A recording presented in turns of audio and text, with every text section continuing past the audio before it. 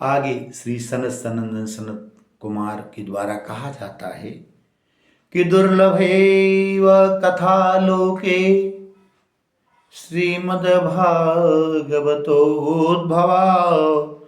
कोटि जन्म समुत्थेन पुण्येनैव तु लभ्यते। दुर्लभम ही कथा लोके, निश्चित रूप से संसार में यह कथा दुर्लभ है।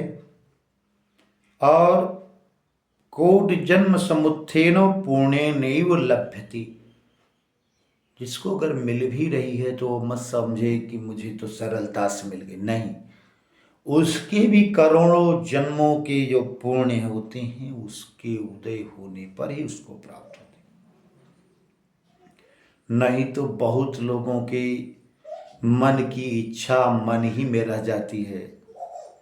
मेरी जानकारी में बहुत से ऐसे लोग हैं जिनकी बड़ी इच्छा होती है कि कथा हम भी श्रवण करें, लेकिन असमर्थ हैं।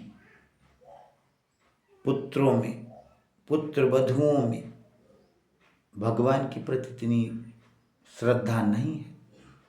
उनकी इच्छा को देखकर हमें लगता कि हम श्रवण करा दें, लेकिन भाई श्रवण करने वाला चाह रहा है लेकिन उसके परिवार के लोग नहीं चाह रहे, तो हम आप क्या कर सकते हैं।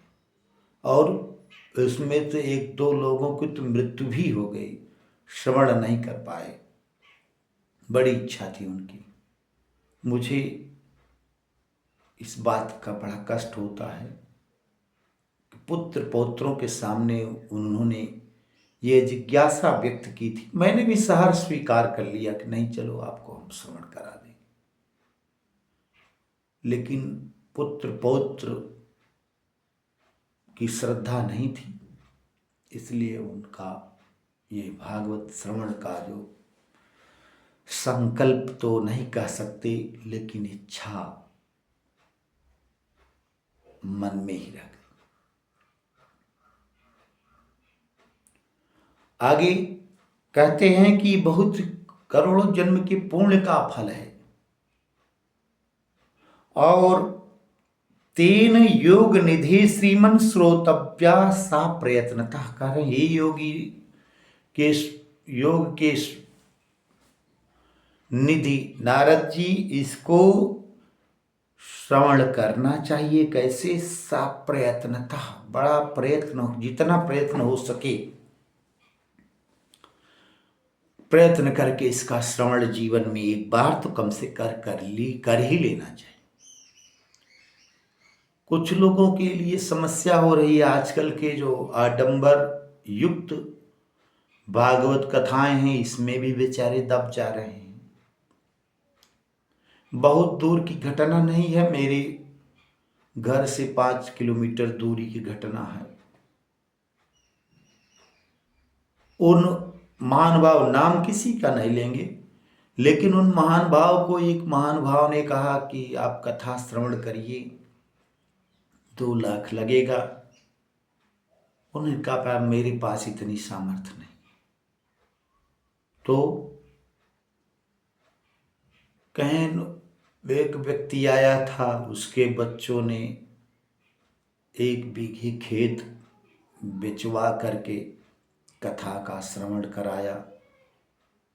तो मेरी सबसे हाथ जोड़ करके विनती है कि अगर कथा का श्रवण करने में 1 बीघे खेत बेचना पड़े तो ऐसा मत करिए। कथा का श्रवण करने के लिए एक सात्विक आचार्य को पकड़िए, योग्य आचार्य को पकड़ लीजिए, उन्हीं के शरणागति लेकर के कथा का श्रवण कर लीजिए। बाह्य आडंबरों का कोई बहुत बड़ा औचित्य नहीं है। वैसे तो विवाहे कल्पितम, माने धन तो इतना लगता है जितना एक विवाह में, लेकिन आजकल विवाह में भी तो बहुत से आडंबर हो गए ना।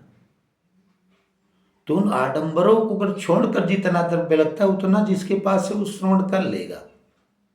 लेकिन हाँ, आडंबरों में चला जाएगा तो फिर कथा श्रवण उसका मन में ही रह जाएगा, तब तो खेत बेचना पड़ेगा।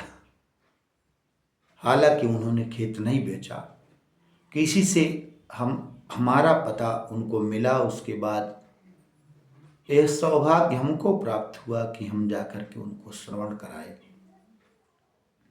और बिना किसी डिमांड के। ये भी है, अगला 2 लाख मांग रहा था, यहां 1-2 रुपए की भी चर्चा नहीं हमने किया। मैं अपने मुंह से अपने यश का गान नहीं कर रहा हूं, क्षमा करिएगा, लेकिन ये बता रहे हैं कि नहीं, ऐसे भी समाज में लोग हैं, ऐसे भी कथावाचक हैं जो कथा तो बेच ही रहे हैं, आग को भी बेच रहे हैं साथ में साथ। कथा को बेचने के साथ साथ आपको भी बेच रहे हैं।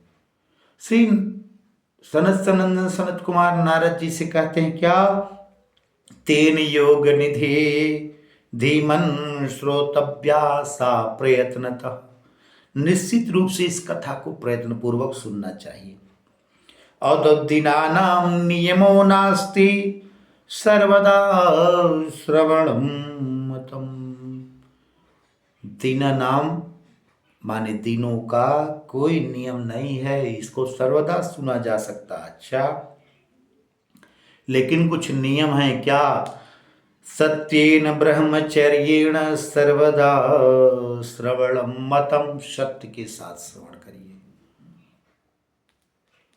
और ब्रह्मचर्य के का पालन करते हुए श्रवण करिए।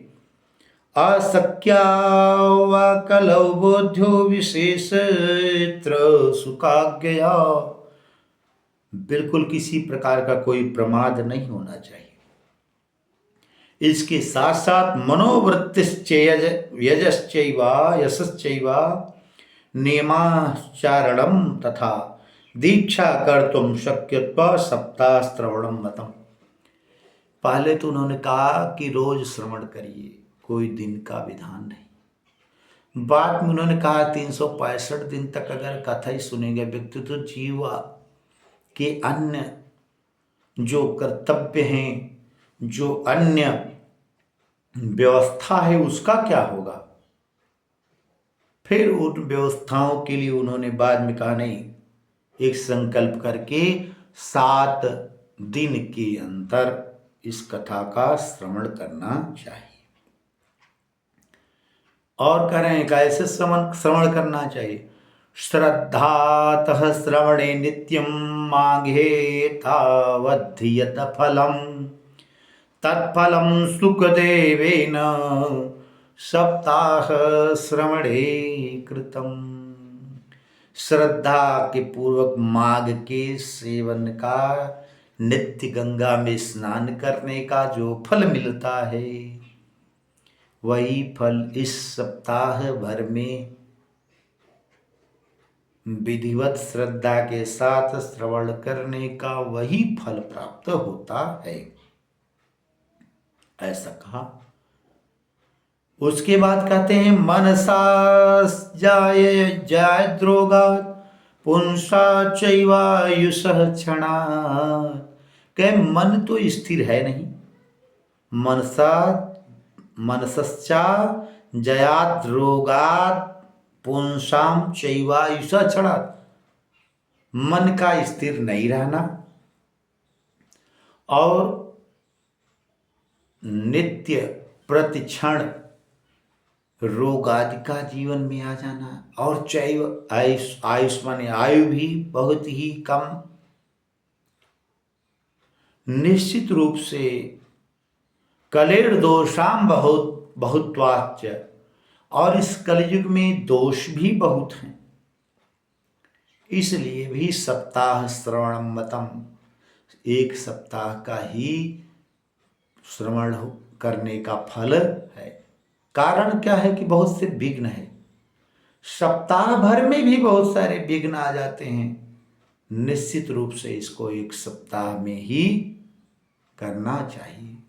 आगे क्या करें, यत् फलम नास्ति तपसा न योगे न समाधिना अनायासेन तत्सर्वं सप्ताह श्रवणे लभेत। जो फल तपस्या से, तप से, आदि वस्तुओं से नहीं प्राप्त होता, वह मात्र सप्ताह श्रवण मात्र से होता है। बोले जय श्री कृष्ण। इस वीडियो में इतना ही। आगे के वीडियो में इसके आगे की कथा का विधिवत पारायण होगा, श्रवण होगा, कथा होगी। तब तक ले जय श्री कृष्ण।